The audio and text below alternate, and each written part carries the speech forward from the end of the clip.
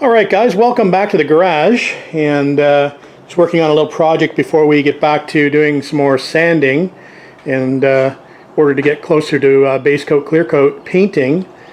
I've decided to do a few upgrades or some maintenance, let's say, on my compressor and the air filtration. So we've got my desiccant tube down off the wall. We're going to put new desiccant in that.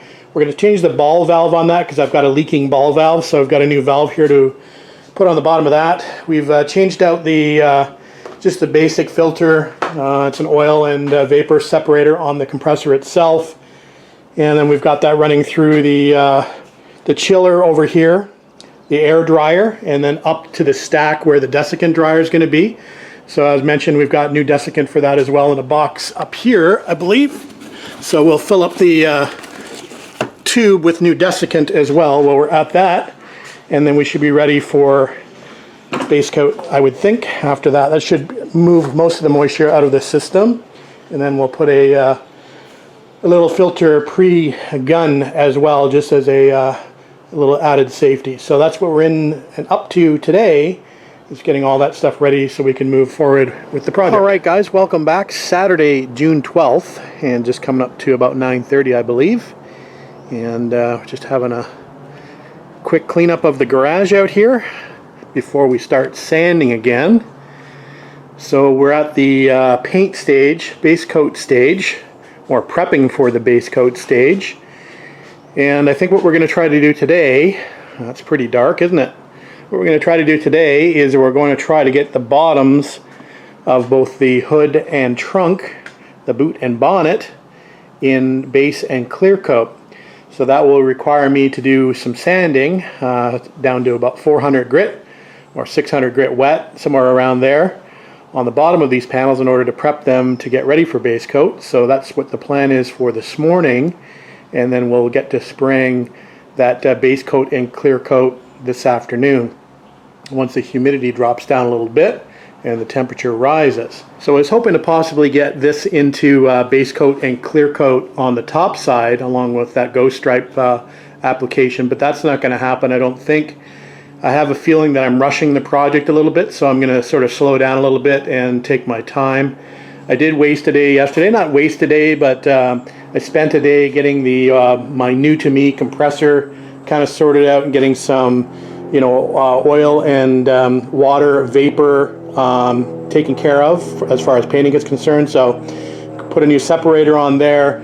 We've got the lines now run through the chiller or the air dryer and up through the desiccant dryer, which is now full of brand new desiccant. So that sort of system is ready to go as far as paint is concerned.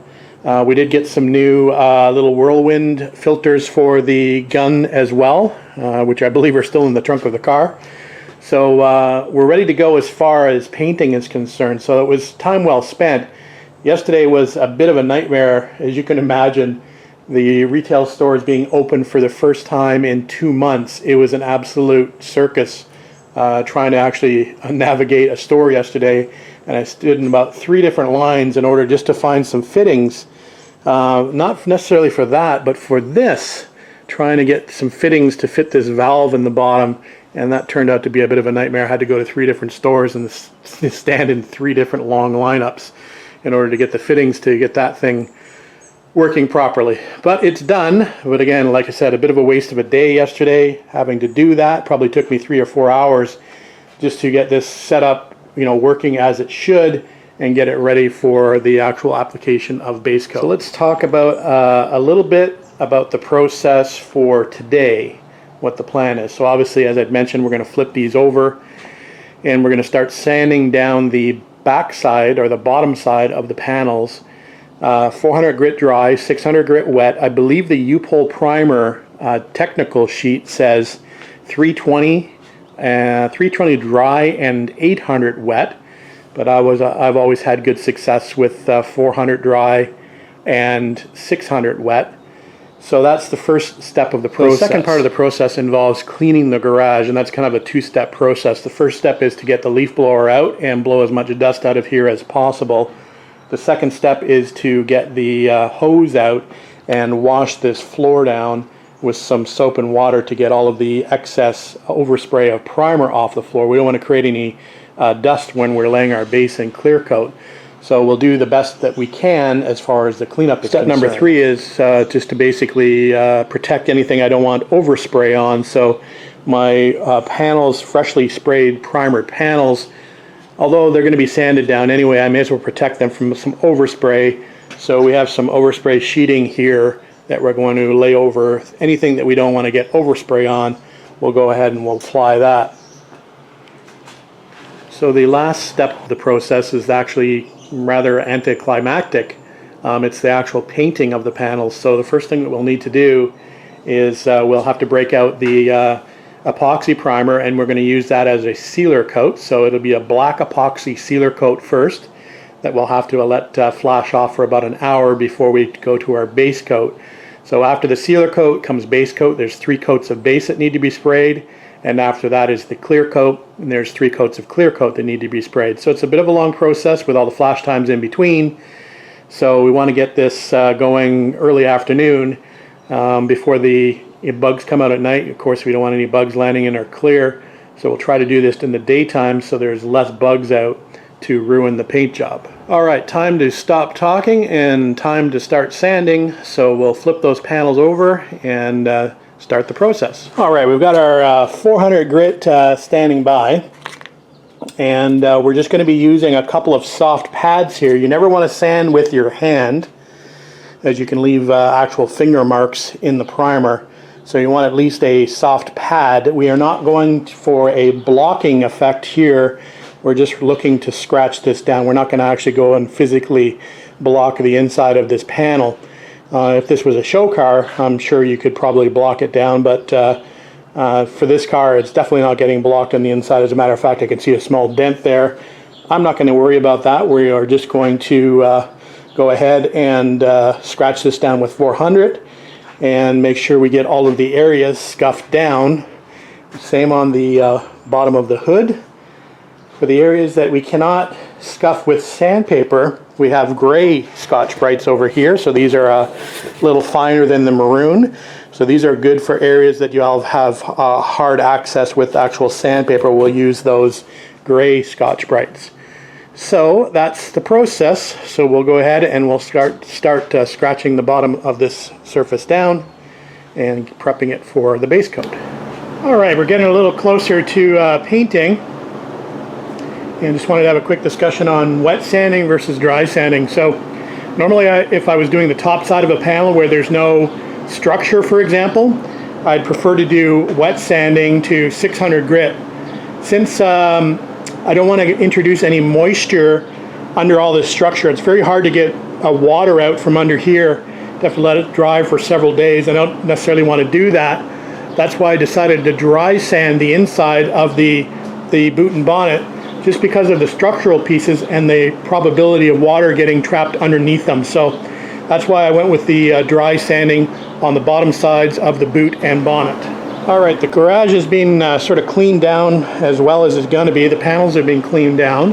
Just going to do a little taping on the areas that I don't want to get any paint on for today anyway.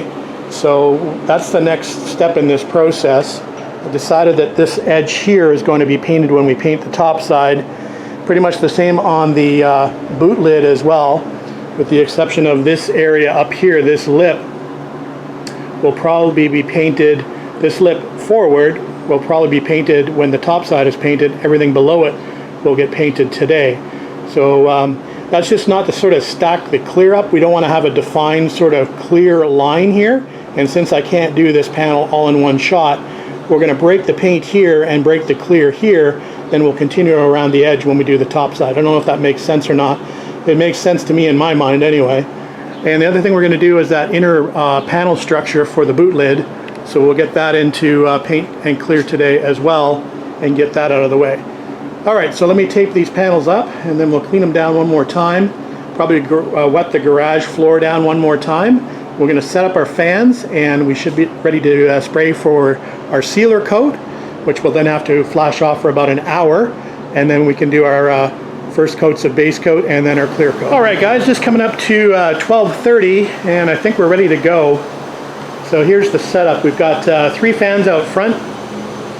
These are 14-inch fans, supposed to be high velocity, but who knows. Yes, no filters at all, straight out the front. We've got one filter, or one fan coming in from the side door, so it's kind of across and out. Panels are prepped, cleaned down. We'll give them one less spray off. You can see I've already got a piece of dirt here, probably came off the garage door when I closed it, so we'll blow that back off. So panels are ready to go. Compressor's ready to go. We got the dryer on. We got our desiccant in. We've got our gun ready and set up over here. We're using the Satajet HVLP 5000, which is a Morgan Edition gun. We're going to be using the decup system here, so it's disposable cups, as I'd mentioned previously. So that's ready to go. Here's our epoxy sealer. So it's basically epoxy primer sealer. Primer, it's mixed 1:1. As a sealer, it's mixed 1:1 to a half of reducer. So that's what we're going to go with that. So I think we're ready to go. So wish me luck. Finally paint on the exterior panels. Temperature getting close to 80, humidity about 35. So it should be okay to paint. I think we're good to go. Let's stop talking. Oh, and just for the occasion, a brand new mask. All right, guys, just coming up to 5:30 p.m. and we have the interior of the boot lid and the bonnet completed, and it looks like they've turned out okay. It's still kind of a little bit in the danger zone. Stuff still can stick to that clear coat, so we're just going to take it easy out here. We did come out and take a look to see how we did, and yeah, there is a bunch of dirt in there, but nothing I don't think that will sand out, with the exception of this one guy. There's one big bug flew in here and stuck, so that's a little nasty, that one there. So I don't know if that one will sand out or not, but again, this is the interior of the bonnet, so not a huge deal if it doesn't. So it looks not too bad. And the support structure is here. Probably could have done a little bit better job on that. It looks a little grainy over here, but again, interior of the trunk, as long as it's covered in paint and it's blue all over, I think I'm going to be happy with it.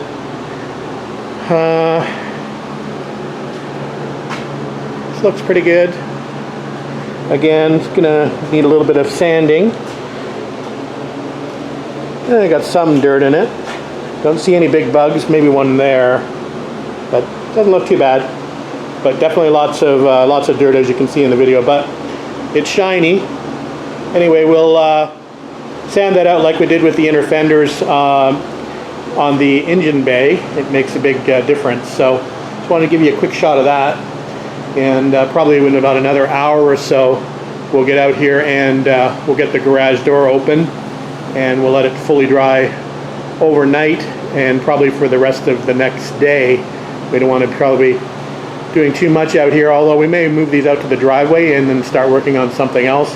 We're not going to be able to flip these over and paint the top sides for a few days. I want to make sure that that clear coat hardens up solidly before we do that, because there is a risk with the weight of the panel being on the stands that'll actually imprint in the soft clear coat if it's not hardened enough. So we're going to keep that in mind, and we're not going to go too quickly to paint the top sides of these panels. So we can keep ourselves busy doing other stuff. We still have all the fenders to sand down and do some block work on those. So we'll keep ourselves busy doing that stuff and getting those panels ready while this thing is hardening up. All right, we'll come back for one last update of the night.